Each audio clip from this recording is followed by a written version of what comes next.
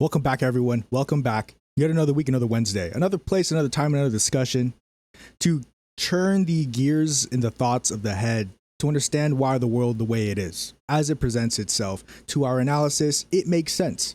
Today, something very special. If you can see here in the chat, we have something of a passage to read. And we're going to read this passage on it's the second paragraph. So the complete paragraph right there. Starting with under any known. I will read it. First, I'll give context on it. Well, I'll give context as we read it. So, and then on the right side, I wrote, "This is their freedom," just as a little summary of the entire passage. So, to begin, under any known phase of culture, other or later than presumptive initial phase here spoken of, the gifts of good nature, equity, and indiscriminate sympathy do not excessively further the life of the individual. Their possession may serve to protect the individual from hard usage of the hands of a majority that insists on a modicum of these ingredients of their ideal of normal man. But apart from their indirect and negative effect in this way, the individual fares better under the regime of competition in proportion as he has less of these gifts.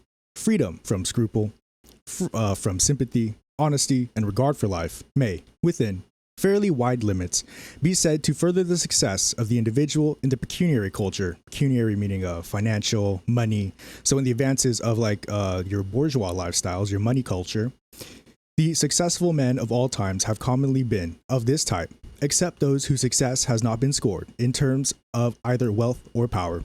It is only within narrow limits, and then only in Pickwickian sense, that honesty is the best policy.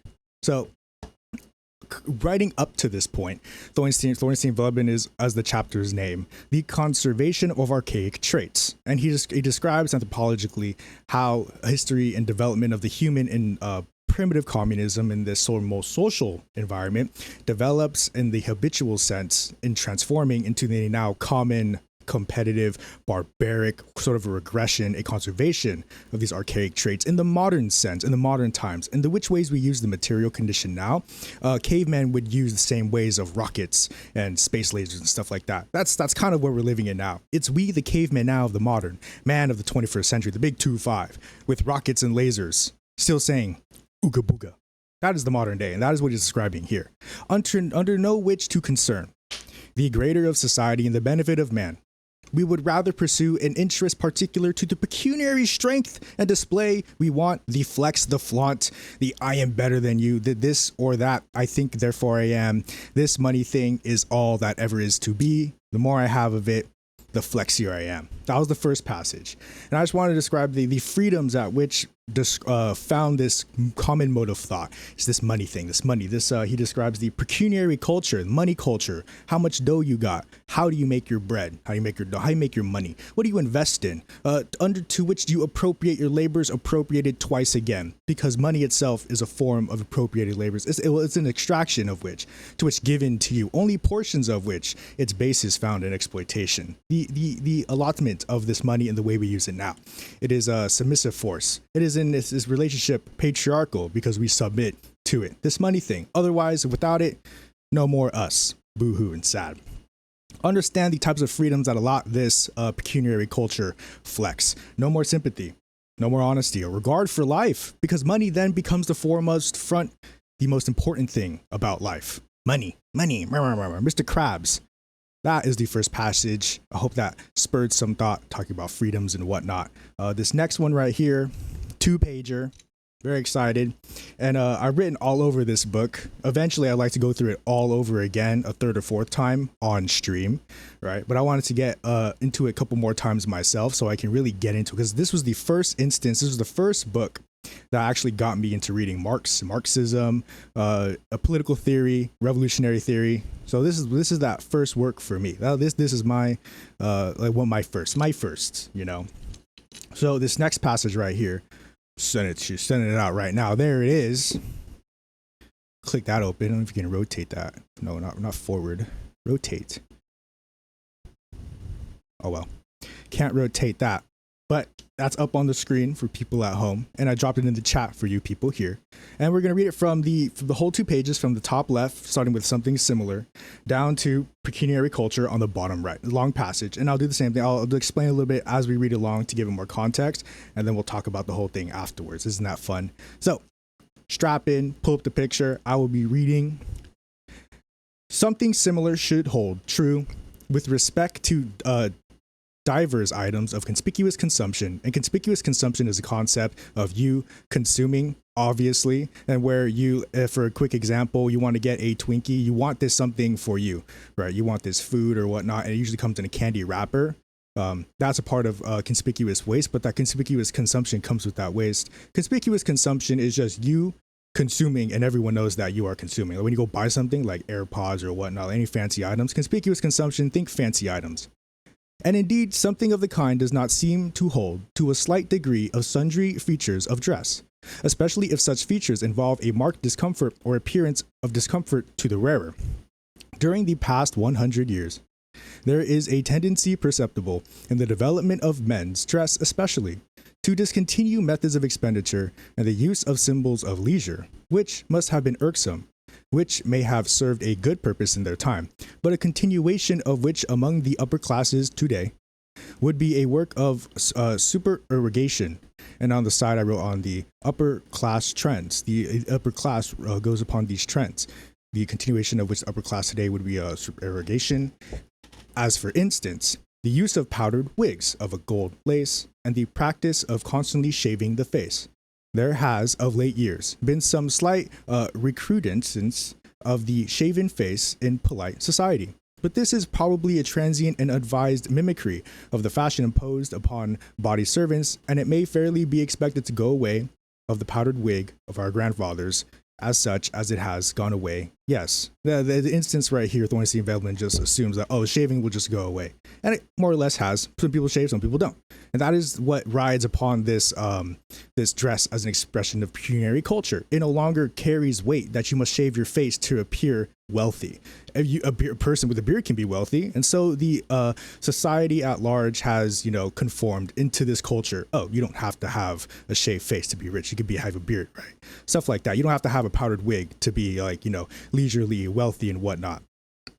Moving on, these indices and others which resemble them in point of the boldness with which they point out to all observers the habitual uselessness of those persons who employ them, have been replaced by other, more delicate methods of expressing the same fact.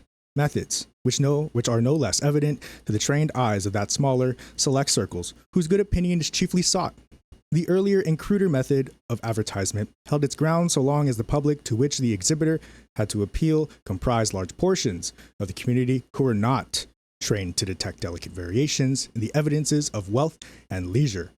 The method of advertisement undergoes a refinement when a sufficiently large wealthy class has developed, who have the leisure for acquiring skill in interpreting these subtler signs of expenditure. And on the right, I write bourgeois skill for bourgeois interest. This is entirely the opulent. This is way superfluous. Like, why do you want to know the differences between emerald green and jade green? They're both green. Like, it's not really serviceable to the needs of our people. Loud dresses becomes offensive to people's tastes and evincing an undue desire to reach and impress the untrained sensibilities of the vulgar. Think like Supreme, Louis Vuitton, those really expensive brands, but it's just like any other article of clothing. To the individual of high breeding, it is only the more honorific esteem accorded to the cultivated sense of the members of his own high class, that is, of material consequence.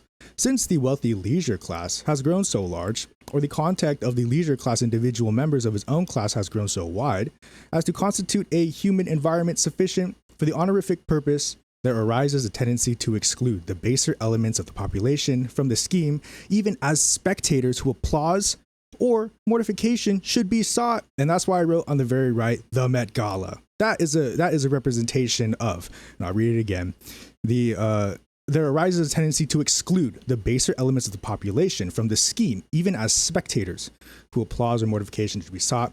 The result of that is a refinement of methods, a resort to subtler contrivances, and a spiritualization of the scheme of symbolism in dress. And as the upper leisure class sets the pace in matters of decency. The result for the rest of society also is a gradual amelioration of the scheme of dress as the community advances in wealth and culture. The ability to pay is put in evidence by means which require a progressively nicer discrimination in the beholder.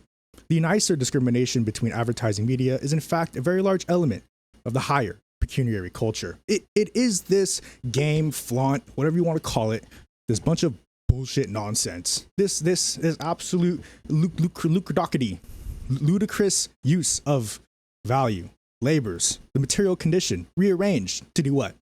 Peacock? To do what? Show off your boat? To do what? Gather a bunch of rich people who don't provide value to society, all dress up and playing Dress to Impress IRL? To do what? The Met Gala? All of what is concentrated in wealth to the ruling classes is used.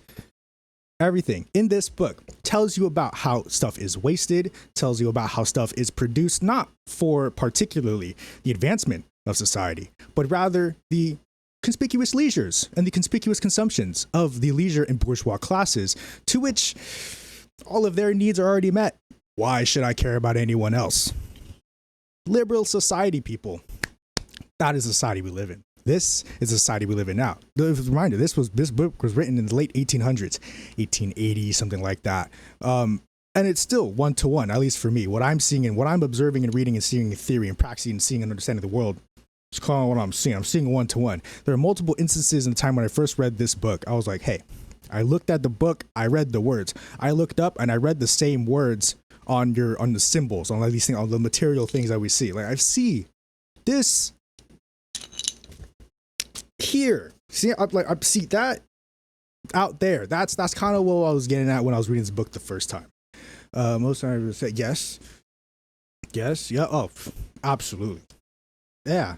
And it's all subjective, right? So the materials that make a silk dress for a for another brand is the same silk material for another brand. See, that's kind of what you get in the era of commodity fetishism, where it's like, oh, this brand inherently is just so much better than others because it's this brand, or it's this particular inherent product, right? So it's like the Scrub Daddy is just inherently better than other sponges on the market because it is Scrub Daddy, because something about something that they kind of explain, what we call upon the liberal and irreconcilable contradiction. They just can't. What's something about this? Does this make sense? The liberal and the individual reactionary could not answer you because they exist with irreconcilable contradiction. They first and foremost do not understand and reconcile confers contradiction in the first place. You reject contradiction entirely. No movement spurs within the motions of your mind, and thus thought does not evolve, but more so repeats itself. You know the common quote, history repeats itself. I like to modify that a little bit. It's not history repeating itself. It's the human repeating themselves, recorded so that we can observe and see this repetition of who we are. Because history is us. We, us, history. History, us, that explains who we are, why we are. We just have to analyze our history, analyze the material condition, analyze at which we become so that we know who we are. And that is it. That's Thornstein Veblen. So this was also written around when Marx was also around, kind of on his deathbed and whatnot. So Thornstein Veblen was a little bit alive after, but this sort of similar base and understanding of where things come from. So I'll even treat you to a banger right here. Where is it? It's like the end-ish, kinda. Maybe I can find it soon enough. We'll see. You read this and you would think, oh, Thornstein Veblen is a feminist. No, he's not a very good guy. But he does posit correctly that the first instances of ownership in terms of private property, to which founds the basis of schemes of private property, is the relationship in the patriarchy of the man onto the women, and where men owned women, to which founds this base of property. So anything that you own now is on that basis. What do we address now? That contradiction, that patriarchal contradiction in the capitalist system. That's how we make those connections. That's how we're like, how come they get to own, the capitalist gets to own 10,000 of the fidget spinners out of the fidget spinners factory, even though the capitalist didn't make all of them? How does this work? How does this work? The labors of other then becomes yours. And upon this patriarchal relationship, Veblen then goes on to explain how on the behalf of the man, the woman consumes on his behalf, to which then that consumption only raises the social status of the man in society. Grr. Oh, we continue to be human. Yeah, human are contradictory. There is a repetitious factor to the human, to the us. It is the material conditions flow and the which ways we exist that furthers our development and such. Should the human individual exist in a vacuum to which infinite is possible, you will see the human repeat, because all is connected. All is the same, rearranged to our understanding of what the world is. Philosophy, love it. Material existentialism. That's it. That is the green book. Not the green book. There's another green book out there that's not this one. Thornstein Veblen. Nope. Nothing new. Same stuff. Same stuff's always been. Always have, always been. So that is it. That is the, let's see. Oh, this book's falling apart. I got this book. Love the profile picture. I got this one in Monterey, California, at an antique shop right down the street from the Monterey Bay Aquarium. How fancy is that? And ironically, well, not ironically, well, the book entirely ironic is like, this tells you how society is built on this consumption process, on this more social, on this superstructure.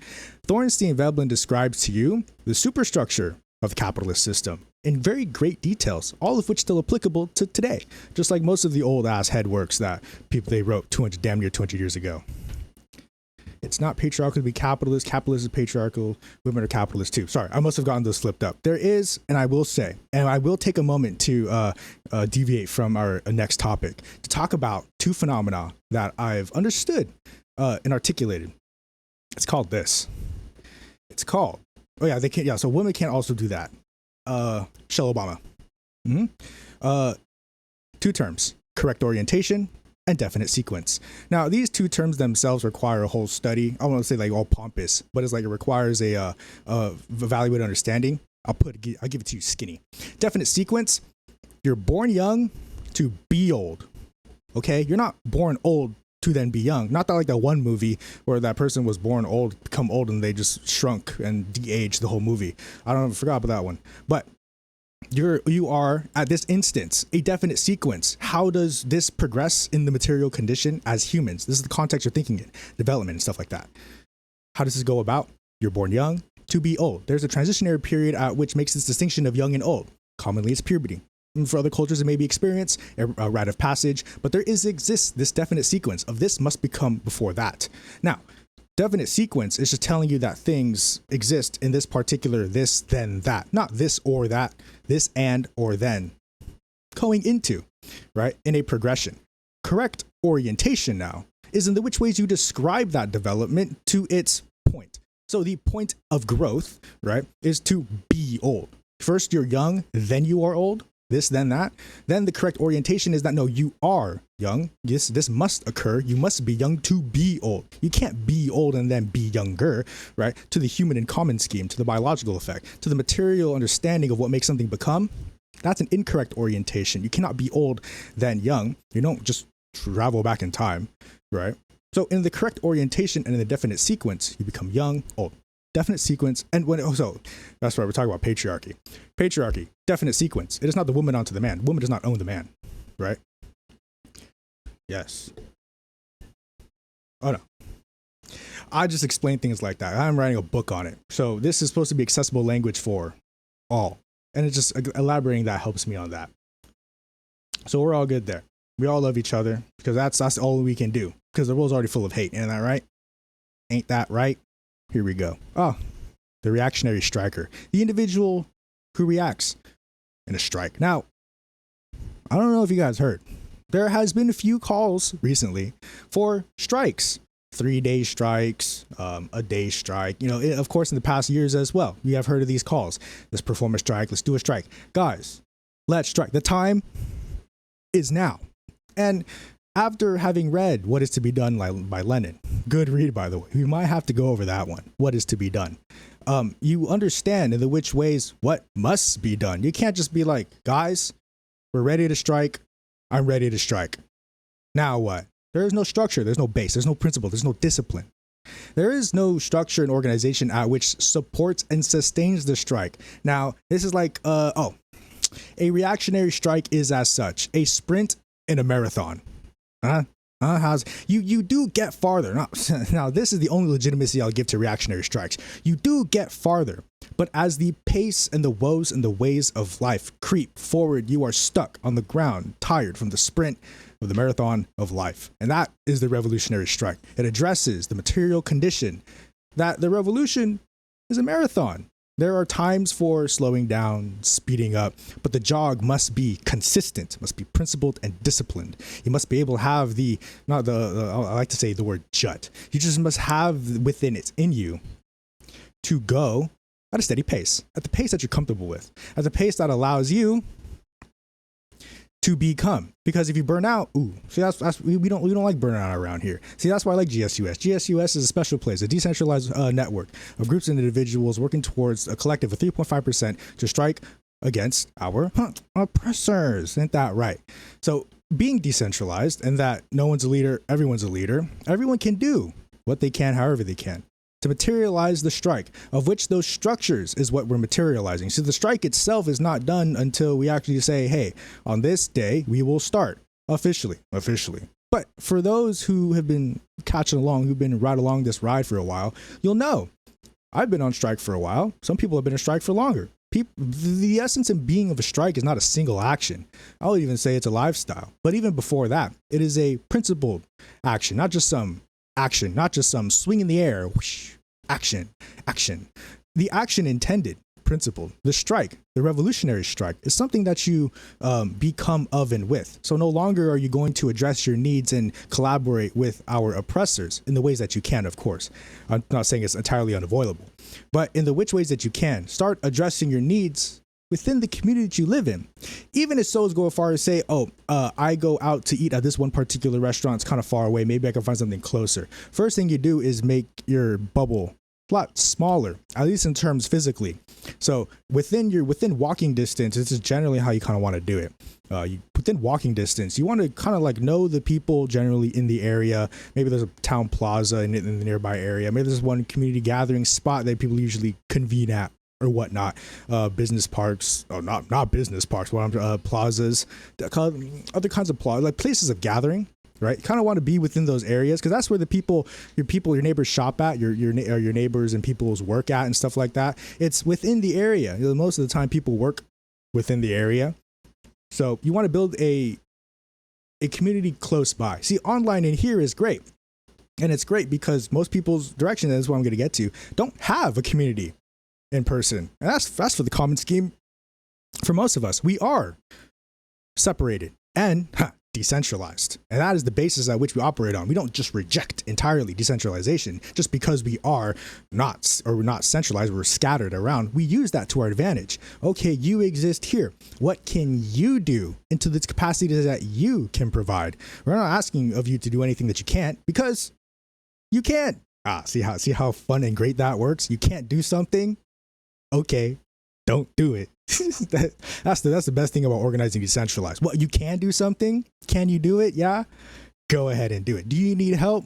We have a whole bunch of people over here wanting to help. A whole bunch of people here who want to can ask for their input and whatnot, and just scream into not the void, but scream into the crowd and get a response back. Right. Base of community building is this building of the crowd. Right. Because when you're talking to yourself, when you're talking amongst yourself, it's kind of like a echo chamber, boom, boom, boom. But everything echoes because what we consume becomes of ourselves. So the rearrangement of the material condition is also a rearrangement of ourselves. We go through this synthesizing process. We change the material condition changes us. As we change the material condition changes us, back and forth. And the which ways and how we go about it then becomes of us. You still want to use money, you're going to keep using money until you find the contradictions you are confronted with for you to no longer use money for things, right? Or better yet, not have enough money to get the things that you need, right? So the contradictions of money and the uses that we use it now, of course, the allotment of it is through the sale of labor, the proletariat, the extraction of that. Got to go to work, got to get money, got to get bread, got to feed myself, got to pay rent, got to do all this stuff. Saying capitalism installs a manufactured sense of urgency. Got to do this, got to do that. this has to be done. This has to be that. This sense of urgency. I'm not really vibing with it. Yeah, you can always tell when someone isn't with it. And when I say with it, I was like, isn't down for the strike, isn't having that aptitude for like something needs to be changed. The general unconscious, I like to call them, the unconscious, the individual who still sees the capitalist system as just not just a bad system, but the system, where it's like, this is the earth, we can't live anywhere else. That is the system, we can't be anything else type shit. And it is that deconstructing of the world that you see. It's why we are here. It's why we nurture this thought and develop it, have discussions, don't get mad at each other, because there's already enough hate in the world. Why get mad at someone else for not understanding when you could just walk away, block them, or talk it out? Now, see, now most people's conversations you have, don't ever get to as far. Oh, at least I hope some of us don't go as far as the argument, the loud, and the debate. Ooh, such brutish, barbaric terms and processes to debate, to argue. Now, the reactionary striker does not go about a dialogue, a conversation, but rather a debate, rather than these whipped up demands, all reactionary. Oh, I get paid this much now and I want more. How much more? X amount sounds about right. We want that, right? More or less to the degree of understanding your demands. But that is on the basis of which not understanding the material struggle and the material condition at which why you need to strike. It's not a strike to be like, withhold labor. We got $5 more, put back the labor. And then the material condition then rises again, a almost boiling point once more. Guys, we need a strike. And then the temperature drops down. You got paid a little bit more.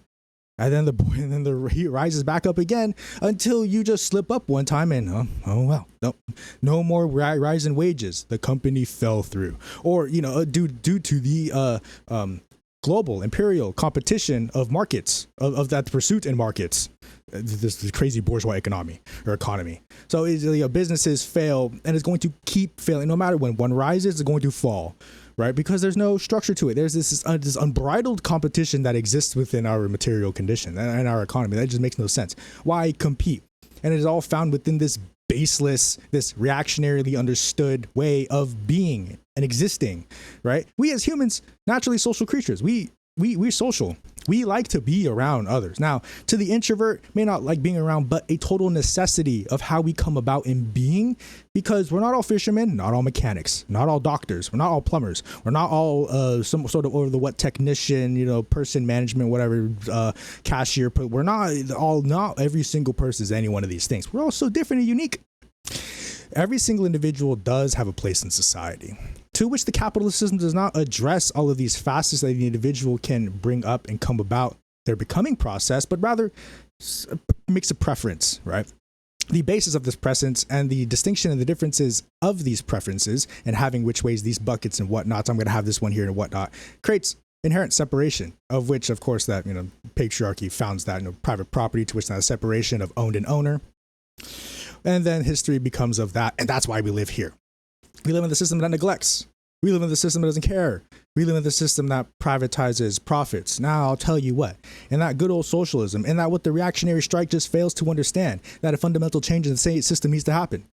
We need to seize the means of production, but we need to strike revolutionary. The reactionary strike cannot apprehend systemic change. Systemic change comes with, I'll say it, violence. I'll stop you right there. Hold the brakes. Put your foot off the gas pedal.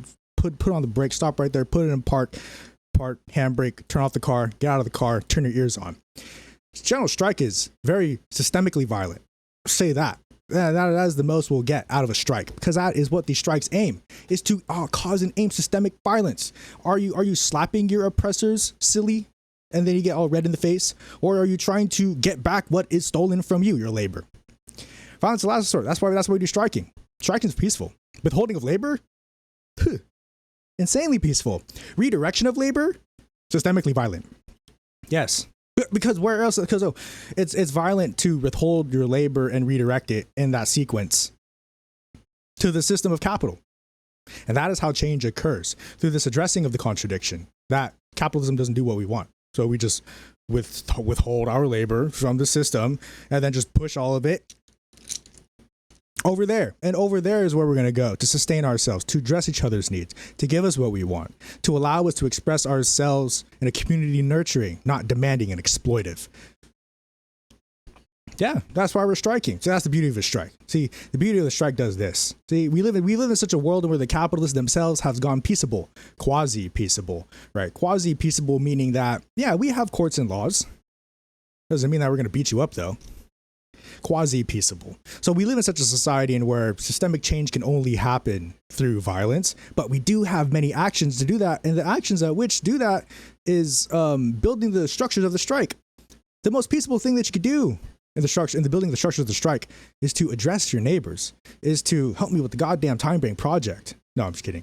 We're getting that up. That is also one of the structures of the strike. Very peaceable. I mean, what's more peaceful than me going to do someone's oil change and that person who happens to be a plumber just goes out and fixes someone else's toilet, and then that person's toilet makes a little loop, and then somewhere along the way, as a farmer is being helped with the maintenance of their house, the maintenance of their land, the upkeep of their tools and whatnot, all through the exchange of our time and labor in a society. And then all of a sudden, the mechanic who helped that plumber fix their the toilet hammer, we all take care of each other's needs. See, I got so tongue twisted and so emotional. It just seems so real to me. People helping each other out. I just love seeing that. But on the basis of time banking and exchanging time, it's no different than how people exchange money, right? See, the reactionary strike doesn't include any of these structures, include any of these beings and processes and whatnot. It reacts to the system, of which no basis founds its action forward. And the action forward is essential to understanding how to liberate ourselves from these conditions. Yeah, violence into the core of revolution, labor wars. Yes, but there's two sides to this. And the general strike accommodates to the one side very, very well. I actually love, if there's a special place in my heart for GSUS, it's like right here. Here's the other side, the other organization. And then right here is like one of the arteries right here. And then, but this side right here, special part, because it does address this non-violent part of the revolution, because there's two parts. When you have violence, there's non-violence. There's violence to the working class, non-violence for the bourgeois class, ruling class. There's non-violence in the dictatorship of the proletariat. There's non-violence for the proletarians, majority of the workers, majority of the people, and there's in total tire violence against those, the bourgeois, and the liberal thought. I think that seems very unjust. It is how you go about using this, but see, we live in such an infancy of development to which we can address these conditions and these contradictions without having to resort at the given moment. Violence in total. I mean, that'll come, but not everyone participated in World War II. Think about that. Not every single participant, person of the world participated in every single war, right? There exist both sides, and that's the relationship articulated. We see violence, it occurs there. We see nonviolence, it occurs there. They exist. They're just not some sort of vacuums that just whoosh. Yes. I'm reading, I'm listening, I'm learning, and we must, of course. There are differences. Reactionary, so reactionary violence and self-defense, clearly different things. When we go about understanding this violence and understanding the which ways to participate in revolution at its base is grassroots. It's the people. Because, first of society, who makes up society? It's the people. Who makes the products and services that we enjoy in society? It's the people. Who made the buildings that we build or that we live in? Who made all of the toys that we play with, the food that we eat, or at least the processing of, logistically that, transporting food and whatnot. All of these were made, by the people. A man's right rests in three boxes: the ballot, the jury box, and the cartridge box. The vote, the say, and the gun. Let no man keep you from the ballot box because of his color. Let no woman be kept from the ballot box because of her sex. Frederick Douglass. Banger.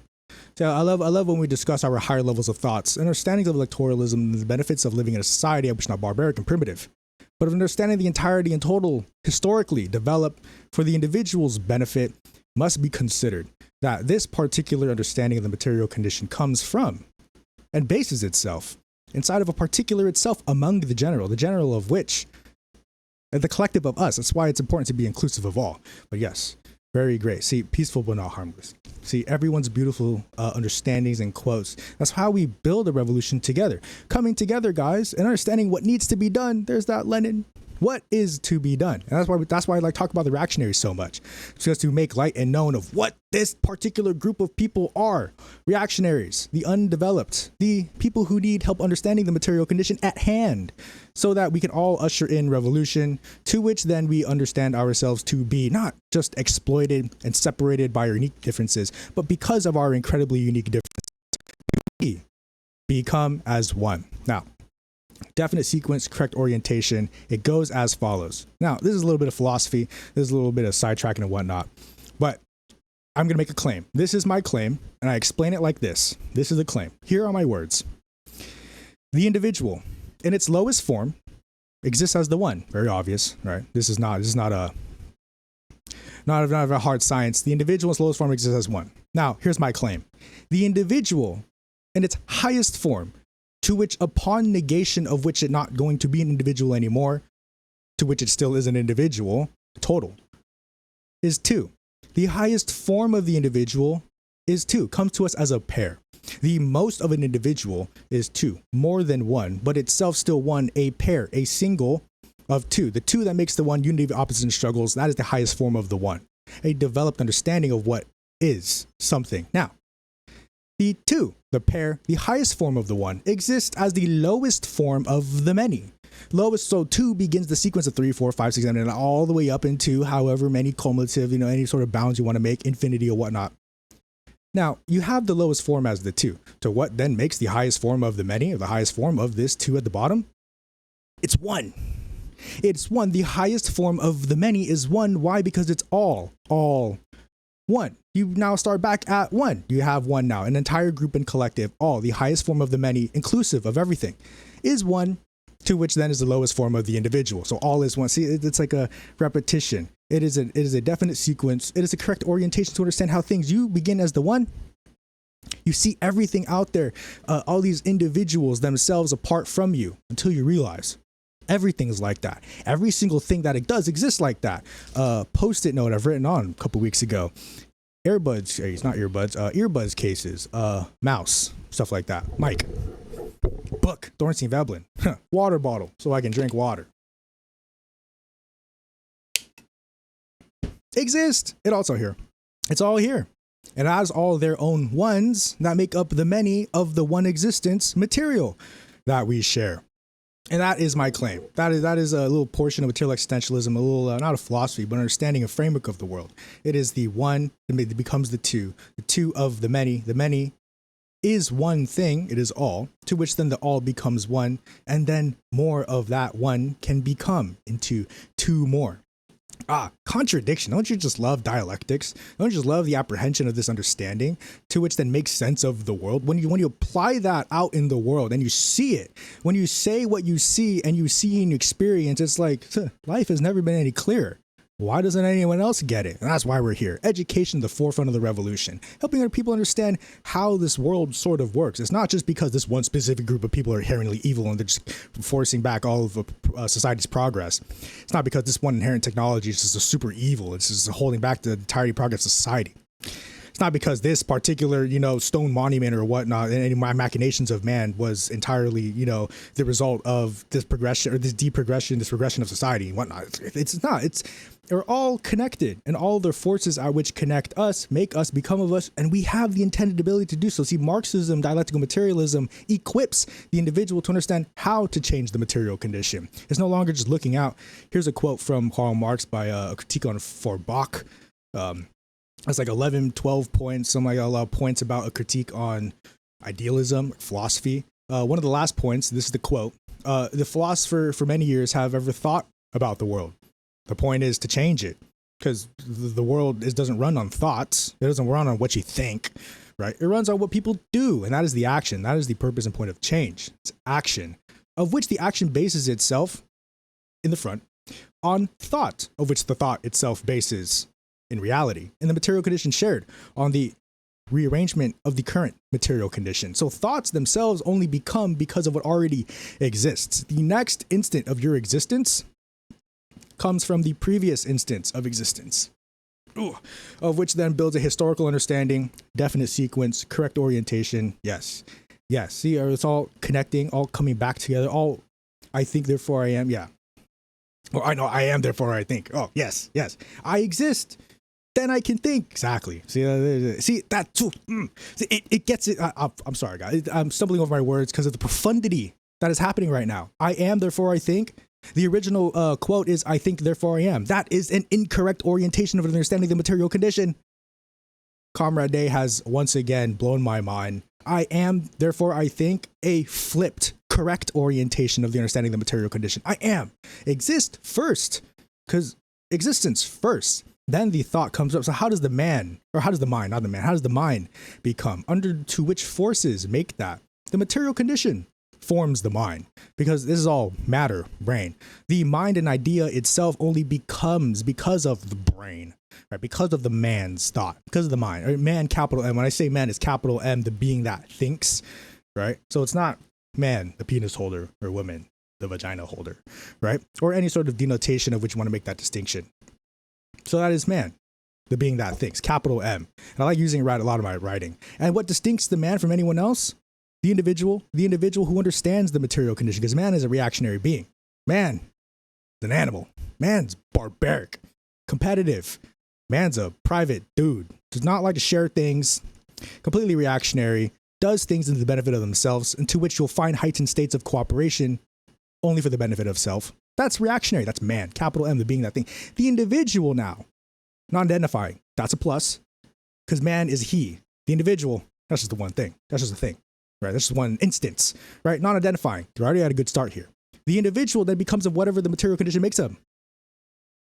That's also a pretty good thing. The individual does not appropriate upon which existing, but the individual first, in correct orientation, appreciates first, then appropriates, because you cannot escape appropriation, under to which you have to drink water, right? To which that becomes an appropriation of the material condition around you at its basest form.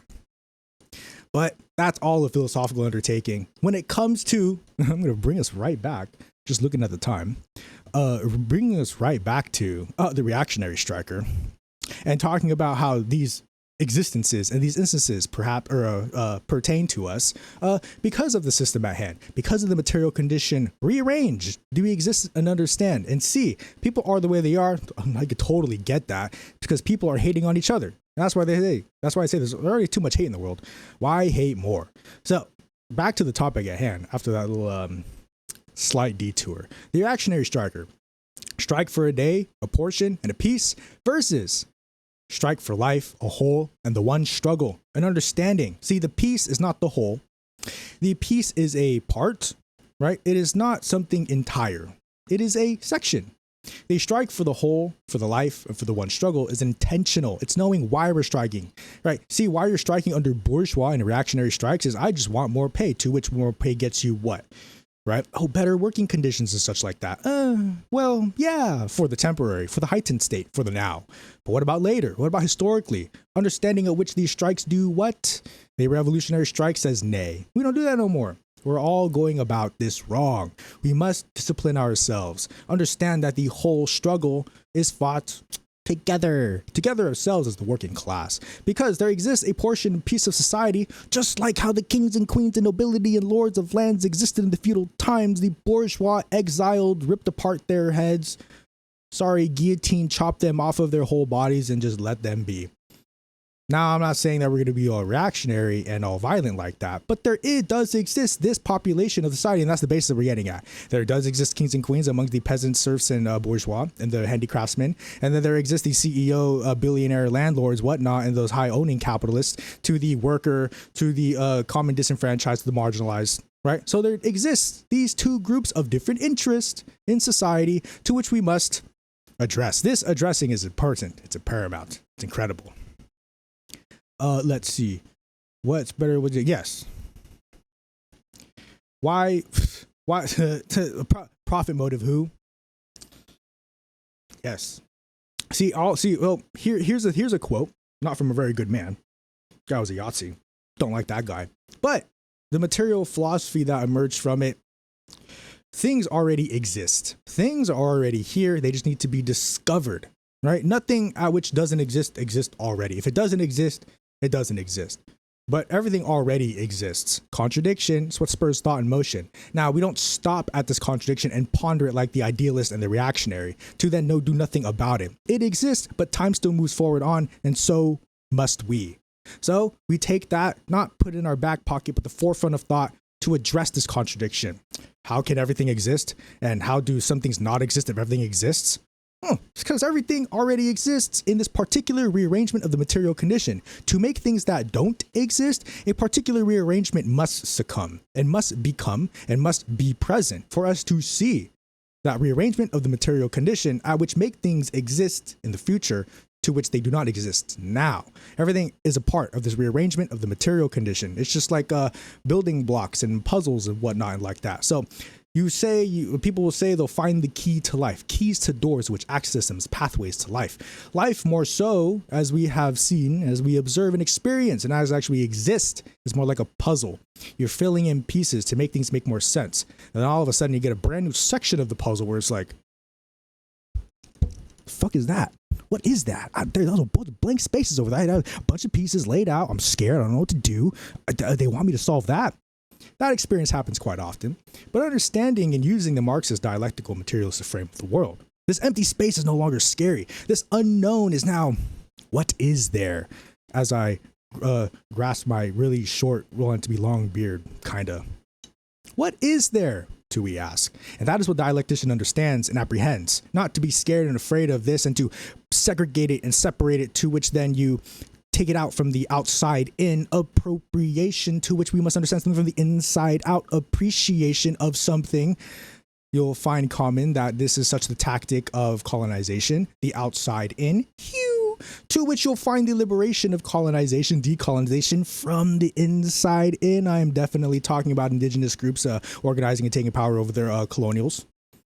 That was a good bit right there, right? See, everything's all connected.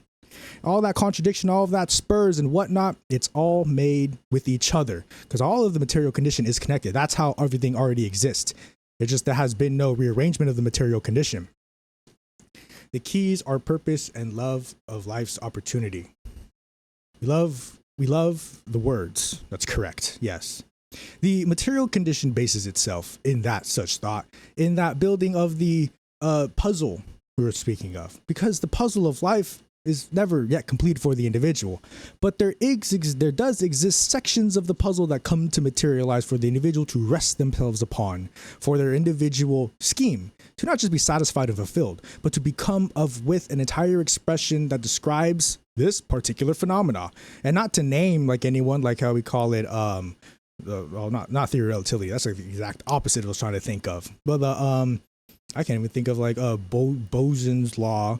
Physics, like you name stuff after people, an appropriation of the phenomena at hand, discovered, rather than the appreciation of it, which have been just a theory of relativity. It's just no name attached to it. That's just the thing, right? And that is the understanding. It's that the things exist and already are. The rearrangement, like Newton's laws of physics, and not just Newton's laws of physics, they're just laws of physics. They're just observations of the material condition that exist, and we see and whatnot in that change. I mean, there's nothing special about that one individual that found something or discovered something.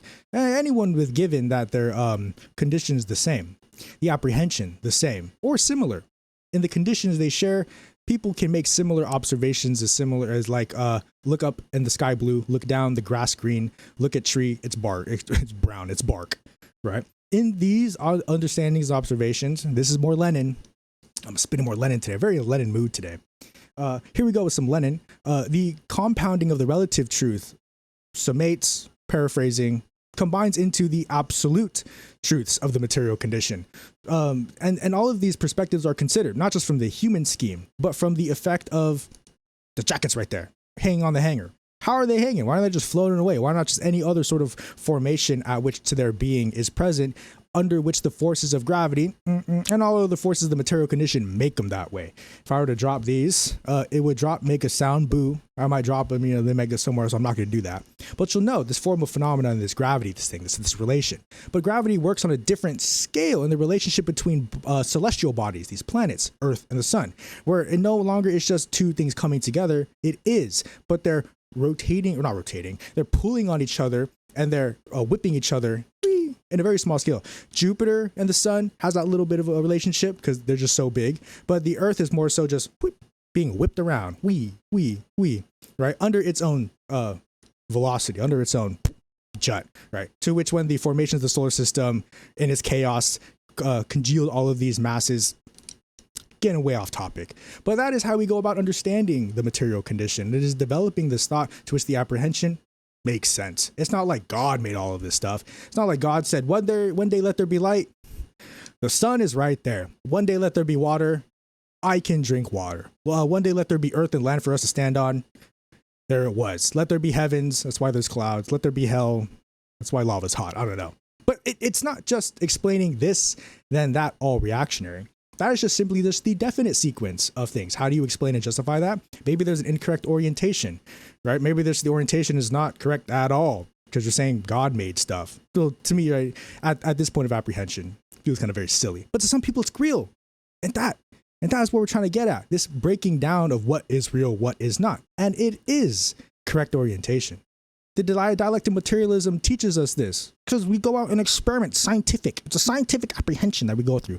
It is knowing that things do stuff when we tell it to do stuff. Not tell it, but like go about making do stuff. How do you smell iron? How do you forge iron? How do you like make and mine all the metals to make the phones and technologies and all the stuff that we have and whatnot? This chain with the shells on them. Hello. How do we go about doing that? These mechanical processes. What do we produce? To which then what do we consume? To which then what do we become of? And how do we waste based off that consumption?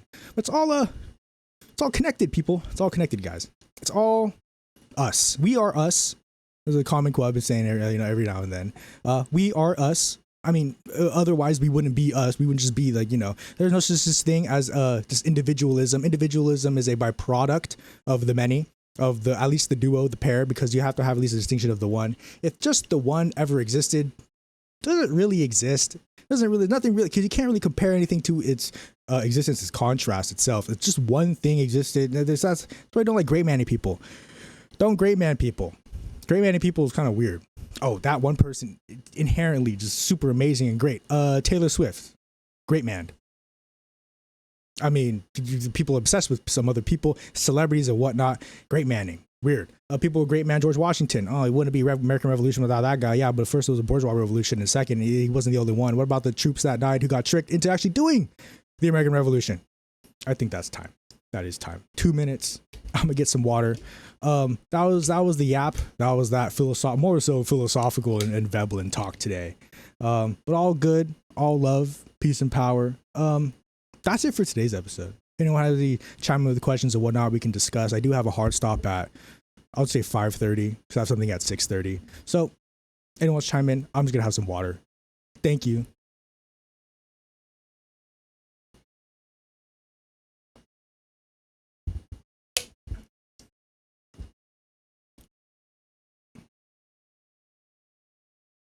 If y'all are ready for it, I have a song that I've been like sort of hammering down like during the meeting.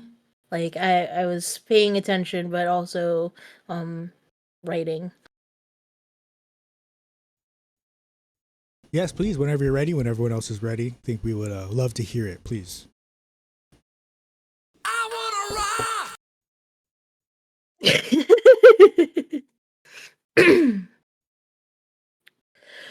We strike, we fight for the people's rights.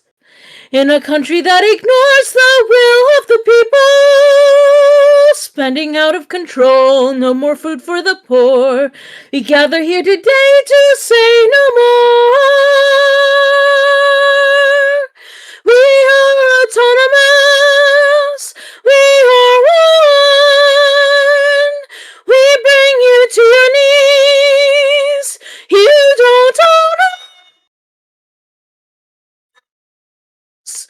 We strike, we fight for the people's rights. We strike, we fight for the people's rights. And that's all I have so far. Ah, damn it. Damn it. I should have, I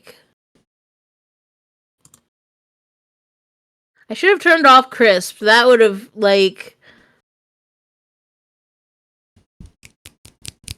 yeah. That was lovely. I love that. The fact that it did cut out just exemplified the talent even more. It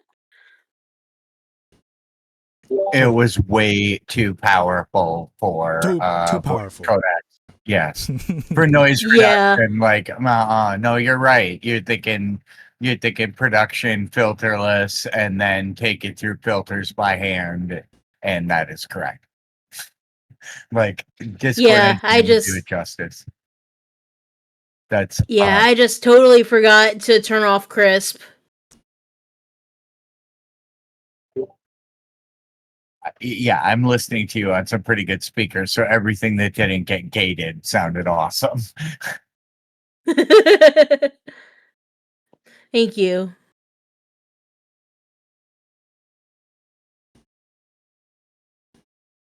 Yes, we love it. We love to hear the rest of it when you're done. Love to hear that. Yes, Discord Okay. censored you. Boo, Discord. You were speaking too much of the truth, too much of the power, and just weren't having it. You got a temporary ban on TikTok.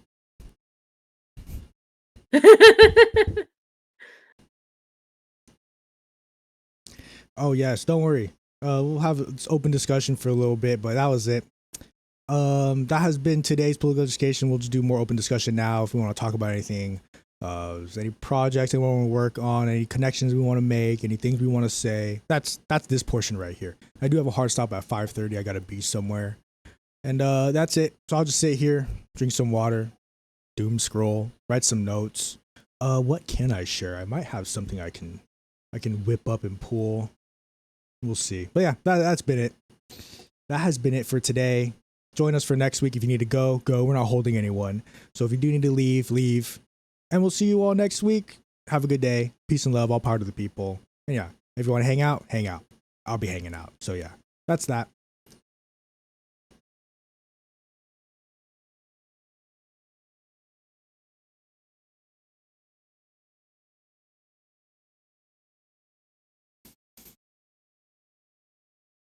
Yes, all power to the people. Listen to the crickets. My friend, I would ask if you could give me your ideas on how you think the actual social situation progresses as the National General Strike does. And given that, how can that be used to our benefit? And how can we direct that? This is a very recent development. We make it the common scheme, and the common scheme of which is just the continuous pointing out that our nations and our governments are fucking up, and then redirecting. That is the important part of the revolutionary strike, to redirect our understanding that we don't just keep investing in the system that don't work. People need to be made aware of an alternative such as this strike, socialism, the social development of the people's interest. So the way this goes about in this revolution of sorts, in the social development now in the events occurring, it's as we said in the session. Not everyone's going to be at war. Not everyone's going to be committed against violence and whatnot. Some people are. There's definitely going to be a population at which does experience this violence, right, against our state from our state apparatus. But to the majority, not really. Like war for an entire nation and country. Now, I'm not saying like people are exempt from this violence and terror, but not everyone's gonna be picking up a gun, right? As much as the left and as much as the communists wants everyone to pick up a gun, as we should, for self-defense, keep us safe. The common scheme is going to be made apparent through the addressing of contradictions to capitalism. Hey, notice how this doesn't work? Oh, we'll take a piece, an example out of feudal development, or no, capitalist development out of feudalism.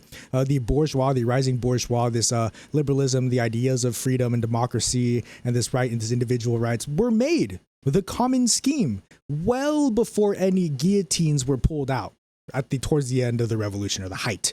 It was well before, like years preceding, I don't even say decades preceding the revolution, the French Revolution, American Revolution, these bourgeois revolutions.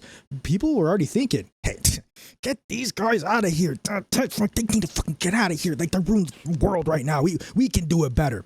It is up to that common scheme to which we see the rise in consciousness now globally, but we're in its infancy stages, right? It was completely non-existent in the 20th century to later half of which you're now seeing an emerging, to which now recently in the past decade there has definitely been an emerging, right? So it is among this common scheme to which everyone comes together and organizes, which I love the aspect of GSUS, is that we make this intentional effort to be decentralized to get the people looking, hey, see that system? It's fucked up. Maybe you should stop doing that and do this instead. And we are building the structures to do that. Are you in or out? Out? Okay, we'll come get you when you're ready. Oh, you're in? Come help us out now. Right? Because it takes the people who can do, must do, who can't for those who can't. I mean, if you can't do it, you can't. If you can, maybe you want to try something, right?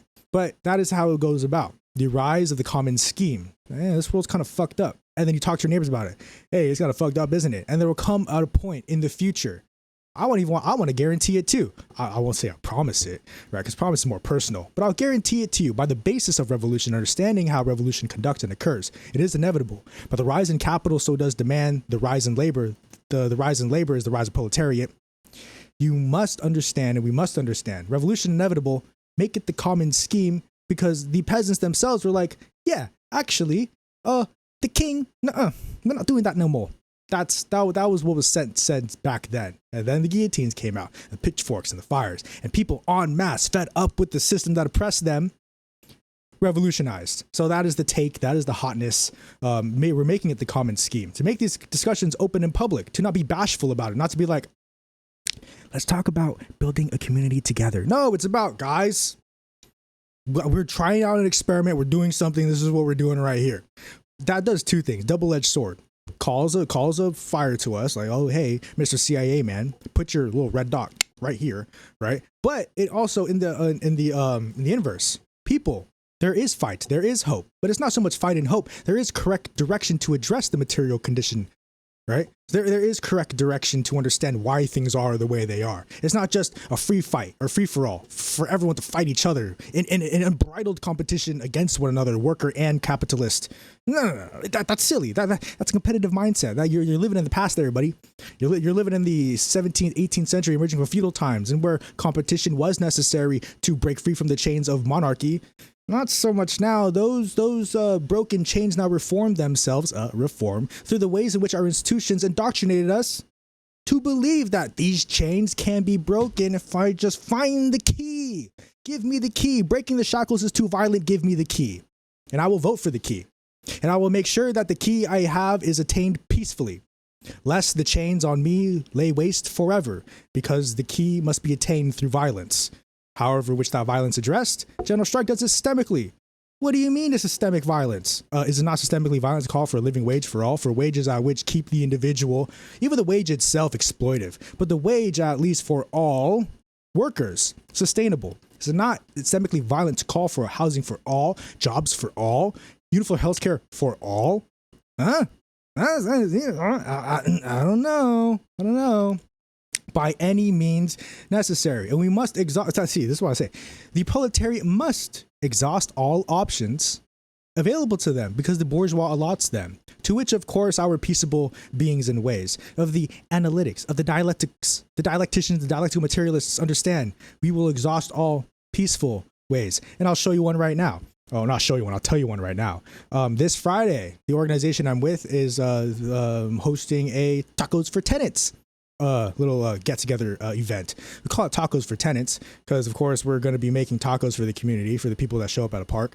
And then we're going to be handing out flyers and families, be like, hey, we're doing this. Here's a tacos. Talk about tenants union. I know you pay rent. Doesn't that shit suck? That's kind of the gist we're going for. You pay rent? Of course you do. Everyone around here rents. Let's talk about lowering that rent, because the city that we're doing it in has some sort of rent control, but it's landlord backed, right? It's like the people on the board who do rent own homes. Say that again. The people on the board for rent control in the city that we're doing it, own homes. They don't rent.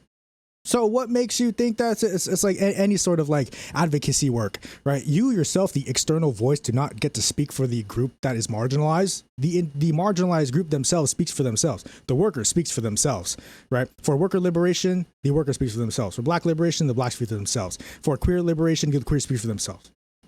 And then what do we do after that? It's gonna blow your mind. It's really gonna blow your mind. What do we do after everyone speaks? We listen. Oh God. Oh my God. We listen because there's a dialogue going on. There's a dialectical relationship that goes on, guys.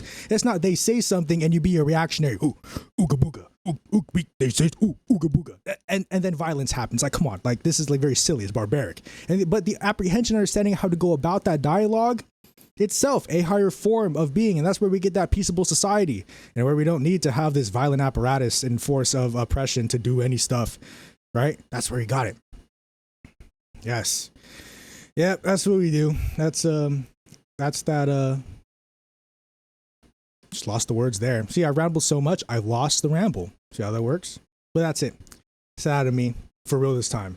Unless someone says something funky. We'll put another quarter in you if you want. Yeah, if anyone has a quarter in the chat, ask a question or whatnot. That'll keep me going. But I'll hang around for another minute. And then I'll hit that end button if no one else wants to speak up, talk, or whatnot. Spell any grievances or whatnot. Oh, speaking of grievances, I just inserted my own quarter. Unions, grievances. Now, talking about grievances, talking about the unions reminds me of the time when I worked at UPS. Told this story a bunch of times. I used to work at UPS. I used to do stuff like that. But specific time, there's only one grievance that I've heard of ever being issued in a union from when I was there. And it was a loss of overtime pay. Shocker. UPS wasn't paying overtime. Who would have thought? Who would have thunk? Oh my God. And so the union employee, another mechanic in a different part of the country, was like, hey, this shit's fucked up. And it made national attention because, well, surprise, surprise, it was happening everywhere. Oh my God. So UPS had to pay out, and then the case went through. And then, so this is the importance of a union.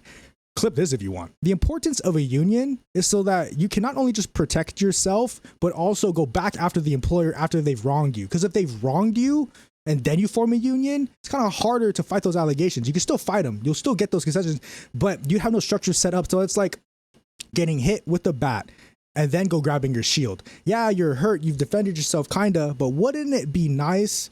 And it's unfortunate that we live in a violent system that this acts.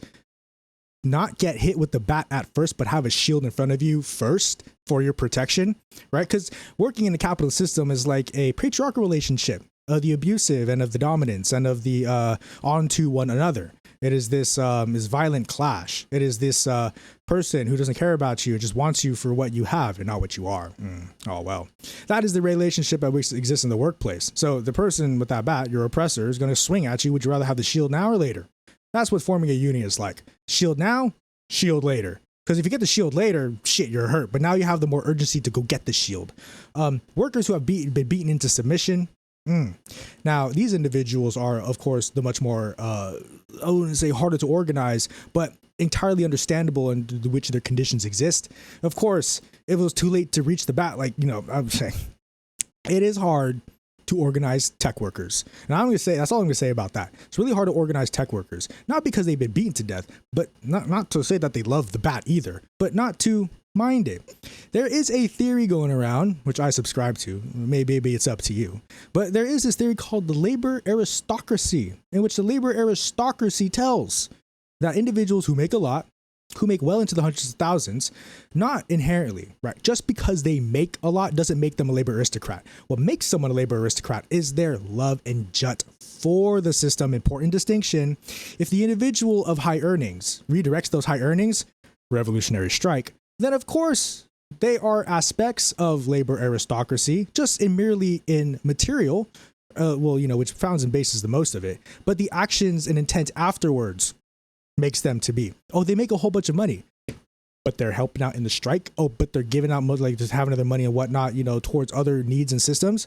Cool, great. But that doesn't remove themselves from the status of labor aristocracy. That's like saying men advocating for women's work. They are not a woman. but they are advocating, but they're not. They're not the ones going to be ushering the revolution within patriarchal society upon behalf, or not behalf, but on the hand of women. There's not a man that's going to do that. It's not a labor aristocrat that's going to do that for the proletariat. For the proletariat themselves, extremely oppressed. The individuals who don't make enough from their paycheck, their allotment of their labor, their means of subsistence gained, not enough for money, or not enough money to pay for rent, not enough money to pay for food, whatever, gas in the modern day, car-dependent society. A lot of these things people just can't attain because of the paycheck that cannot sustain them. Labor aristocrats do get that allotment, that paycheck, that divvying of the privacy of profits given towards special skills subjective to which then, as we have read in Veblen, will more or less just be gone and whisked away in history, to which then another profession, occupation, or class becomes the favored among the bourgeois. Right? Maybe it's not tech now. Before it was private jets are still a thing.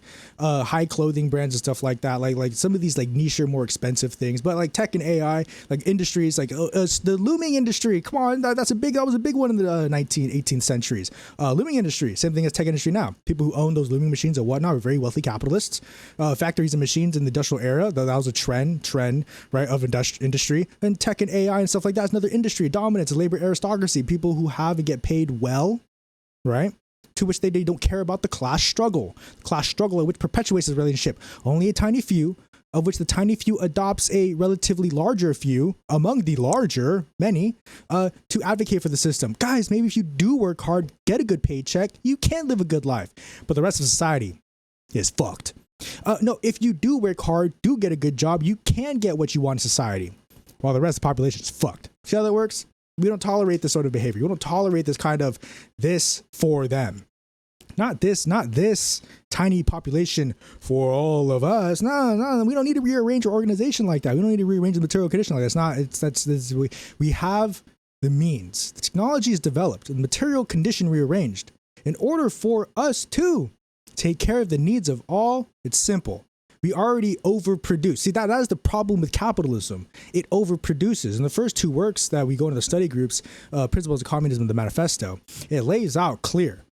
We overproduce, and that is capitalism's problem. Every other mode of production prior had suffered from underproduction. Couldn't feed enough people, couldn't give enough people, or couldn't give people enough of anything.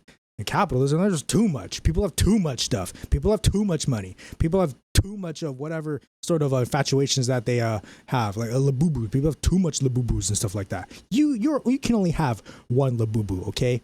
Maybe two. Three though? Hold on now. Now there's just hoarding resources here.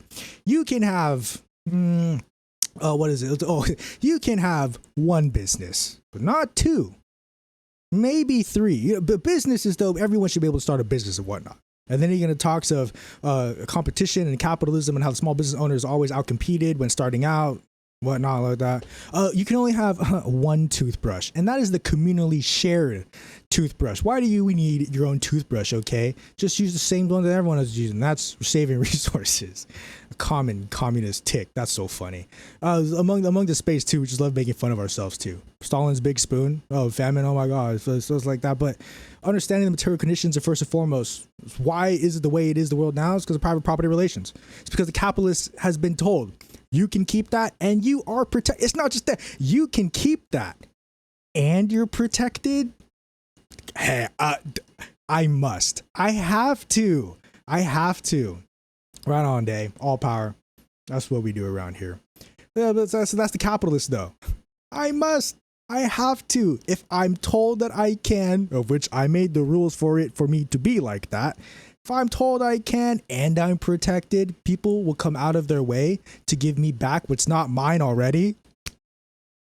Sign me up, the capitalist says, with his big top hat, big old full belly, and the workers enslaved right behind him. Give me, as he says, as he takes from everyone. Gosh, don't you just hate the big capitalist? Big capitalist is a little big old piggy, little dickhead fucking guy. God. Big old round can't miss him monopoly guy all fattened up with the profits that he's privatized and extracted out of the workers. Gosh, hate that guy. You don't like that capitalist guy. That capitalist guy, I heard he scratches his butt and sniffs it. And There's some little chocolate pieces on his nose after he sniffs it. That's gross. The capitalist guy. Swollen with wealth. Oh, it's swollen from the extracted goodies from the working class, of which themselves skinned. Skinned to the bone, labored and extracted of all of their worth.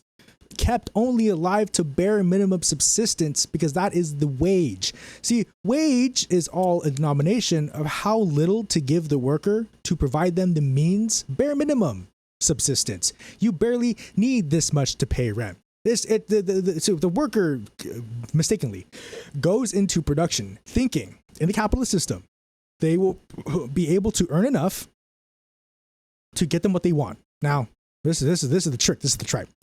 The worker goes into production in reality to get what they need materially, subsistence. Yes. Next week, next Wednesday, we'll be here. But that's how it goes about. The worker goes to work to get what they need, not what they want, to get what they need in terms of rent, food, bare minimum subsistence, just barely. And even if that, not at all. Most of these jobs can't even pay that, right? That Karl Marx, that Vampire Lemon, that's those guys. The heads of communism, learn communism, love socialism, reject capitalism, reject fascism, embrace anarchism as a critiquing method of power and structure. It's always good to have a little bit of everything. Yep. With that, I'm done. For real this time. For real twice. That's it. I'll sign thank you. Still learning sign language. ASL. That's right. ASL is different. I just put back the coin. I just put another coin in the machine for a little bit. For a small bit. ASL is a whole language. Hope everyone knows that. Just like it's complex and different as is different from Spanish to French to other languages like Mandarin and stuff like that. Right. So ASL is its own language and the full expression. You just don't hear the verbalness, but there's a lot of facial expressions, which I like. And I already have make facial expressions. I already talk with my hands. It just sounds like little mumbo jumbo and whatnot with my hands right now. But facial expressions, very core part. It's called non-manual signals. Yeah. But I can't be teaching ASL. It's like whatchamacallit. It's like learning Spanish from someone who's their second language. You can, right? But to get the culture and understanding the depth and the real meaning of the words that you're learning and the expression used communicated from the person native who grew up with it, who became with it in its first experiences, you want to learn Spanish from a native Spanish speaker. You want to learn ASL from a deaf person. Yeah, you can ask people like just simple signs, but like in terms of like culture and quality and like signs, like actual communication, like it's like how people appropriate languages and cultures already. Right? You're not gonna want to learn how to make a taco from a white lady. Sorry, like you want to learn how to make a taco from a Mexican lady. Yeah, you want to learn the stuff where it comes from. That's how you get authenticity. Yeah, so you want to learn the stuff where it comes from, essentially. And the quarter has ran out. And before I start yapping on too long, I'm definitely going to end it here. Thank you so much for being here and staying here. Appreciate and love you all. Take care. Peace and love. All power to the people. We will see you, if you want to come by, next week, Wednesday, 4 p.m. Pacific Standard Time. As always, link down in the Discord if you want to take a tram.